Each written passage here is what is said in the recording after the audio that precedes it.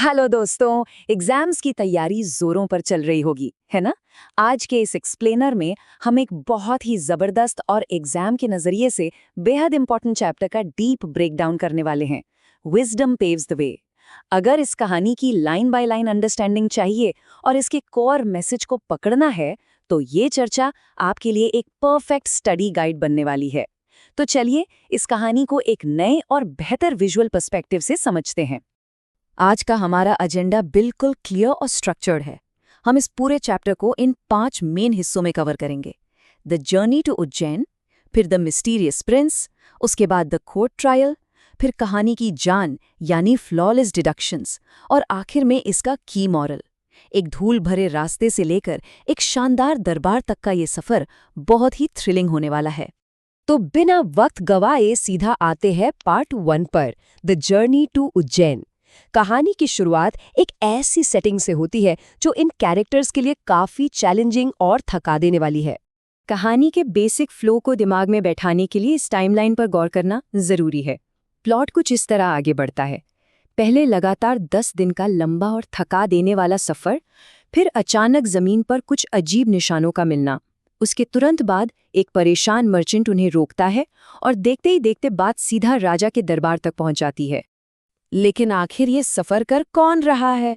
हमारी कहानी के 4 मेन कैरेक्टर्स हैं, रामदत्त, शिवदत्त, हरदत्त और देवदत्त। ये चारों काम की तलाश में उज्जैन की तरफ आगे बढ़ रहे हैं। उन्हें यही उम्मीद है कि वहां के राजा उनके टैलेंट को पहचान लेंगे और शायद उनकी किस्मत का ताला खुल जाएगा। और दोस्तों, यहीं से कहानी में आता है एक बड़ा ट्विस्ट। बढ़ते हैं पार्ट 2 की तरफ, द मिस्टीरियस प्रिंस। एक बिल्कुल साधारण सा सफर अचानक एक डिटेक्टिव केस फाइल में कैसे बदल जाता है, आइए देखते हैं। इमेजिन कीजिए ये चारों दोस्त थक हार कर एक बरगद के पेड़ के नीचे आराम कर रहे थे। आसपास के निशानों को ऐसे ही बारीकी से ऑब्जर्व कर रहे थे, तभी एक हांफता हुआ मर्चेंट वहां अचानक दौड़ता हुआ आता है। वहां की शांति एकदम गायब हो जाती है। वो बहुत घबराया हुआ है और पागलों की तरह अपने खोए हुए ऊंट को ढूंढ रहा है। ये टेंस सीन ना कहानी की रफ्तार को एकदम तेज कर देता है। अब यहाँ पर ध्यान दीजिएगा, क्योंकि एग्जाम के लिए ये एक बहुत इंपॉर्टेंट पॉइंट है। इन चारों नौजवानों ने उस परेशान मर्चेंट से तुरंत 4 बड़े ही हैरान करने वाले सवाल पूछे। क्या ऊंट लंगड़ा है? क्या उसकी राइट आई खराब है? क्या उसकी पूंछ छोटी है? और क्या उसके पेट में दर्द है? सोचिए जरा, कितने ज्यादा स्पेसिफिक सवाल हैं ये। अब आम सी बात है, ऐसे डिटेल भरे सवाल सुनकर कोई भी इंसान चक्कर खा जाएगा।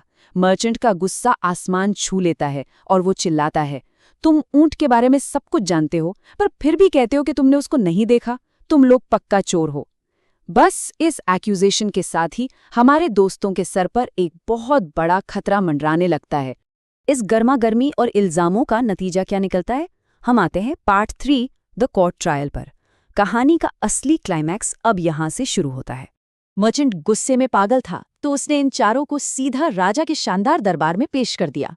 वहां उसने फॉर्मली इन पर चोरी का बड़ा इल्जाम लगा दिया। अब इन चारों दोस्तों के पास अपने आप को बचाने का कोई रास्ता नहीं बचा था, सिवाय अपनी तेज बुद्धि और रीजनिंग के। उन्हें राजा के सामने किसी भी हाल में अपनी बेगुनाही साबित करनी ही होगी। और अब आता है इस एक्सप्लेनर का सबसे जबरदस्त हिस्सा, पार्ट 4, फ्लॉलेस डिडक्शंस। अगर एग्जाम में इस चैप्टर से कोई लॉन्ग आंसर क्वेश्चन आएगा ना, तो चांसेस हैं कि वो यहीं से बनेगा। ये उनकी लॉजिकल रीजनिंग का पूरा स्टेप बाय स्टेप ब्रेकडाउन है। ये टेबल बहुत ध्यान से देखिए, ये इस चैप्टर की अल्टीमेट स्टडी गाइड है। किस कैरेक्टर ने क्या बारीकी से ऑब्जर्व किया और उस एक छोटी सी ऑब्जर्वेशन से क्या एग्जैक्ट डिडक्शन निकाला, ये क्लियर होना चाहिए। हम एक एक करके इन चारों की डिटेक्टिव थिंकिंग को डिटेल में समझेंगे। सच बता रहा हूं, इनका दिमाग किसी शर्लॉक होम्स से कम नहीं चल रहा था। सबसे पहले बात करते हैं रामदत्त के लॉजिक की। उसने जमीन पर फुटप्रिंट्स को बहुत ध्यान से कंपेयर किया। उसने देखा कि 3 पैरों के निशान बहुत गहरे थे, लेकिन चौथा निशान काफी हल्का था। इस ऑब्जर्वेशन से उसने तुरंत डिडक्शन निकाला कि ऊंट का एक पैर ठीक से जमीन पर नहीं पड़ रहा, यानी वो एक पैर से लंगड़ा है। सिंपल, पर कितना सटीक। अब देखिए शिवदत्त की ऑब्जर्वेशन। उसने जमीन के बजाय रास्ते के आसपास के पेड़ पौधों पर गौर किया।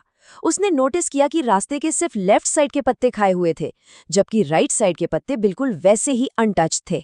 इससे उसने क्या तय किया कि ऊंट सिर्फ लेफ्ट साइड ही देख पा रहा है, इसलिए वो पक्का अपनी राइट आई से ब्लाइंड है।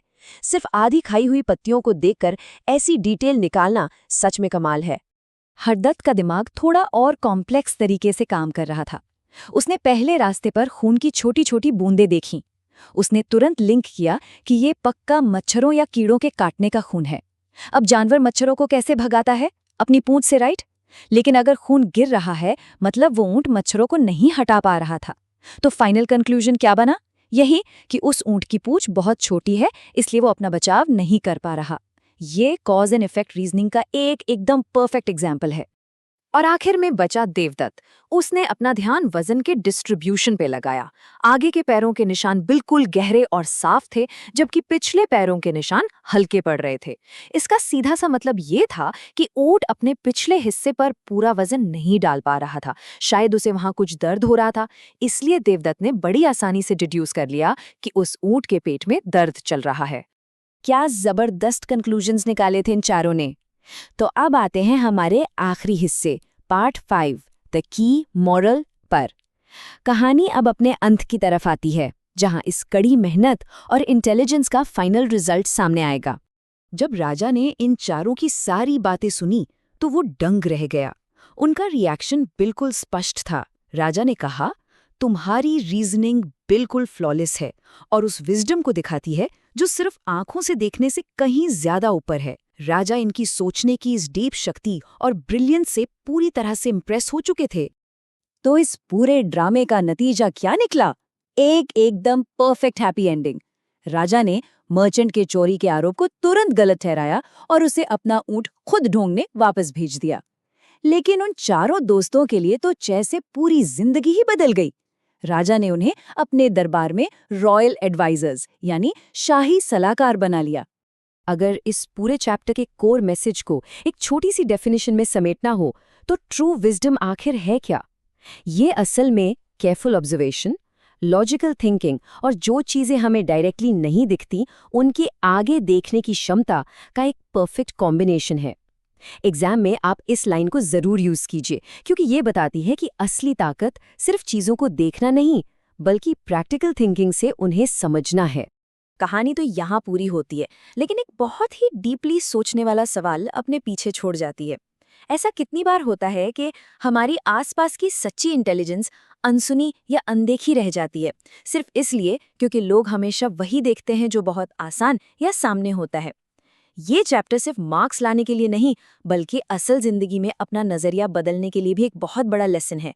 ऐसे ही मजेदार तरीके से टॉपिक्स को समझते रहने के लिए जुड़े रहिए हमारे इस एक्सप्लेनर के साथ। All the best.